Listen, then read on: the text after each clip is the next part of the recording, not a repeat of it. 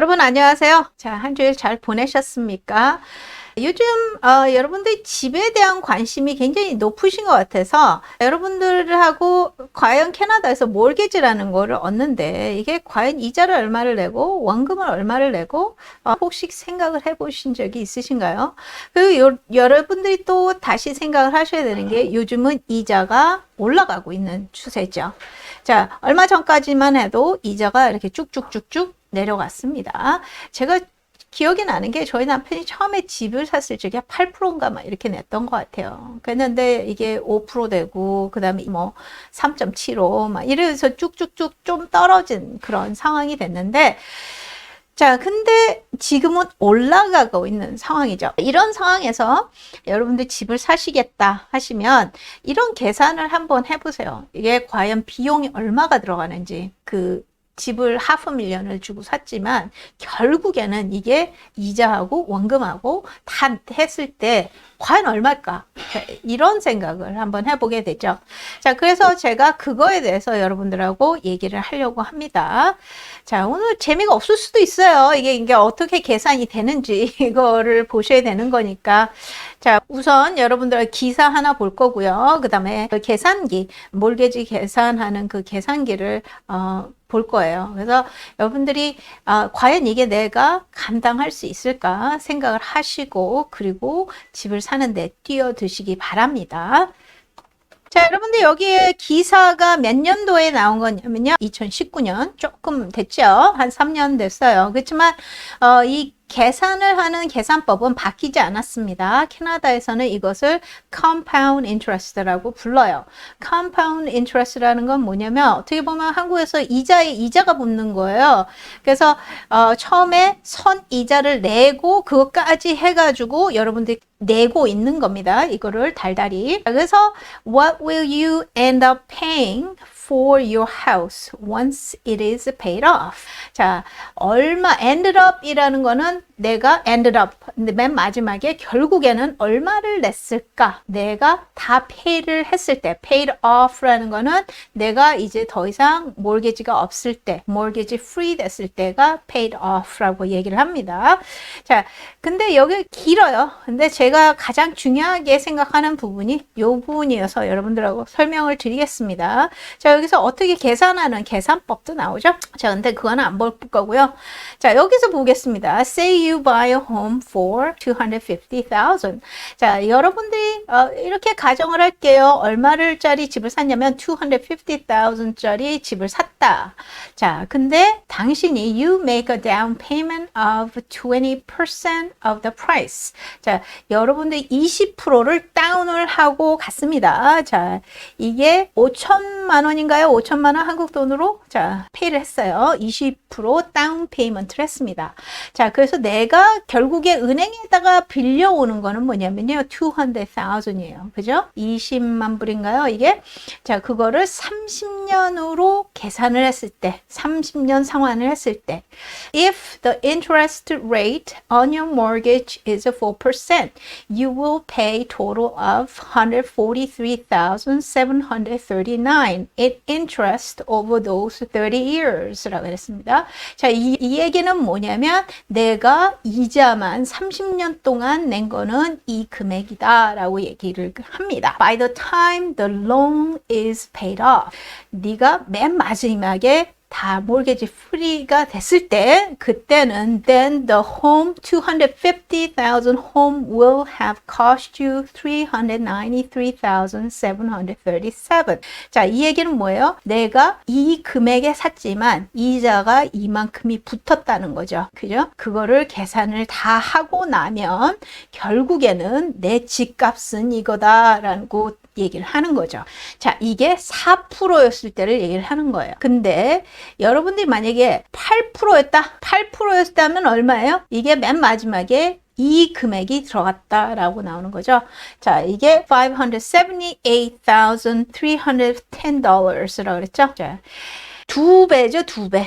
자, 여러분들이 2배예요. 8%라는 그 이자율은 어마어마하죠. 자, 그렇지만 지금 요즘 시대는 이 8%라는 어떤 이런 거를 안 내기 때문에 자, 최근에 나온 거로 계산을 해 보겠습니다. 자, 여러분들이 요즘 캐나다, 특히 토론토 같은 경우는 500, half a million이죠. half a million. 자, half a million은 어떤 집을 사실 수 있느냐? 원룸 정도 사실 수 있습니다. 원룸 생각을 하시면 돼요. 자, 근데 10%를 내가 다운페이를 했어요. 예를 들면 보통 20%는 하셔야 됩니다. 자, 근데 20%가 없으신 분들이 굉장히 많이 있어요. 내가 10% 다운페이를 하게 되면 캐나다에서는 여러분들이 보험을 사셔야 됩니다.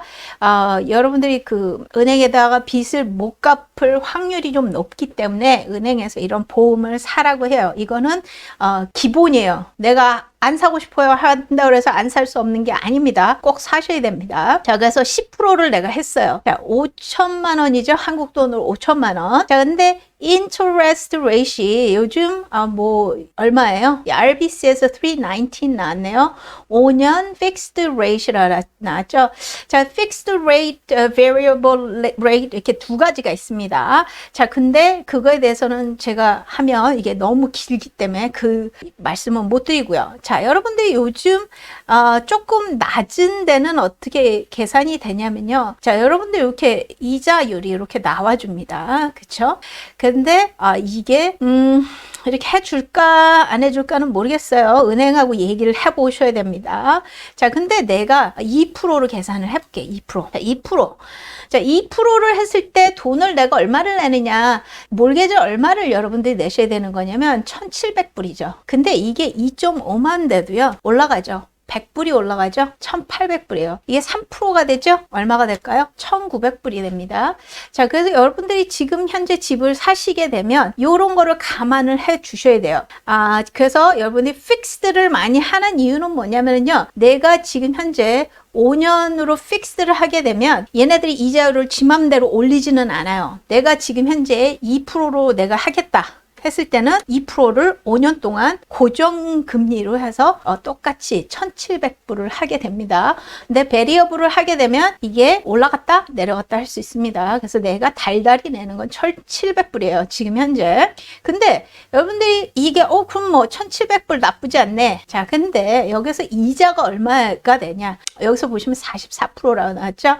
그 다음에 원금이 56%라 나왔어요.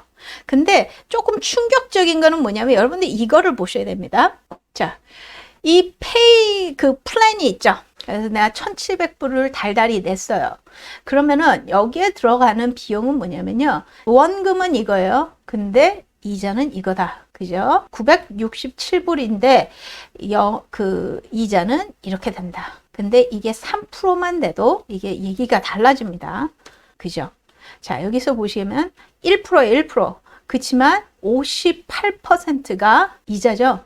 원금은 42%로 이렇게 바뀌어버려요. 여기서 보시게 되면 원금은 이건데 이자는 1,000불이죠. 이런 경우가 배보다 배꼽이 더 커지는 그런 상황이 되는 거죠. 자, 그래서 2%까지만 해도 나쁘진 않아요. 근데 요즘 계속 올라가니까. 그죠? 자, 여러분들이 그래서 내가 조금 높은 거를 계산을 하시고, 감안을 하시고, 이 예산을 잡으시는 게 좋죠. 자, 3% 그냥 남겨놓겠습니다. 자, 그러면은 내가 처음에 원금은 800불이지만, 이자는 1,100불이죠. 자, 이게 몇 년이 갈까요? 자, 2년이 지나갔어요. 그래도 887불이라는 돈이 있죠. 그 다음에 이자가 이만큼이죠. 1,000불이죠. 4년이 지났습니다. 자, 5년, 6년, 자, 이렇게 계산이 되죠. 6년쯤 지나가니까 이자가 반이고 원금이 반이네요. 그죠? 자, 그래서 이거를 여러분들이 24년, 30년 동안 상환을 하시게 되면 처음에는 반이 이자다. 이렇게 보시면 됩니다. 그죠? 자, 여기서 보시게 되면 여러분들 이자가 1,000불이 조금 넘고요. 그 다음에 원금이 800불을 여러분들이 상환을 하시는 겁니다. 내가 1,956불을 계속 냈어요. 자, 그 12년이 되면, 그때가 되면 내가 이자가 줄어들기 시작을 하죠. 그죠? 그 다음에 내가 맨 마지막이 됐을 때부터, 자, 20년쯤 지나니까 그때서는 이제 원금이 많이 깎여져 나가는 거죠. 그 다음에는 거의 원금만 여러분들이 내시는 거라 보시면 돼요. 이게 보통 캐나다는 30년 상황이죠. 30년. 자, 계산기 잘 보셨습니까? 자, 그래서 여러분들이 캐나다에서 진짜 5%를 내는지 3%가 되는지 2%가 되는지 이 이자율을 진짜 잘 보셔야 되는 겁니다. 그래서 여러분들이 픽스드로 할 거냐, 베리어블로 할 거냐, 이거 결정도 잘 하셔야 되고요. 그래서 0.5%라 가지고 이게 무시할 그런 비용은 아닙니다. 보셨죠? 자, 이게 제가 그 계산기 하고요, 이 기사하고 두 개 다 여기 달아 놓을 테니까 여러분들 한번 계산을 해보세요. 내가 과연 이 돈을 내면서 집을 살 수 있을까? 이게 감당이 될까? 0.5%가 올라가도 내가 감당이 될까? 또 한 가지 여러분들이 생각을 하셔야 되는 게 은행에서 포스팅하는 게 있어요. 내가 우리 몰개지가 2.5%다라고 공개를 했는데 제가 만약에 그 은행하고 거래가 항상 있었으면 너네 2.5로 표기는 됐는데 나는 2.2%로 계산하면 너네들하고 몰개지 사인할 거야. 이렇게 니고시에이션 하실 수 있습니다. 근데 걔네가 포스팅한 게 3%라 줘 3% 좋아요 그러고 덜컥 하는 게 아니라 어떤 다른 은행은 뭐 1.5%던데 너네 그렇게 안 해줘? 막 이런 식으로 니고시에이션을 하셔야 되는 겁니다. 은행에서 그냥 막 이렇게 하시는 거 아니에요. 자, 오늘 여러분들한테 도움이 되셨길 바라고요. 저는 오늘 여기까지 하겠습니다. 감사합니다.